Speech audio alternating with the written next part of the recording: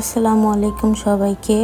অনেকেই এই ভিডিওটা দেখে জানতে চেয়েছেন যে আফিফের কেন নানুর সাথে প্রথম সাক্ষাৎ। আসলে আমার বাবুটা হওয়ার পর থেকেই সে কখনোই তার নানুর কুলে যেত না। সে ছোট থেকেই যখনই বাবার বাসায় যেতাম আমার বাবা ওকে নেওয়ার জন্য অনেক চেষ্টা করতো, কিন্তু সে নানুর কুলে যাওয়ার সাথে সাথেই কান্নাকাটি শুরু করে দিত। সে সবার কাছে যেত কিন্তু তার নানুর কাছে যাবে না। ওর নানু ওকে নেওয়ার জন্য অনেক চেষ্টা করতো, কিন্তু না, ফলাফল জিরো।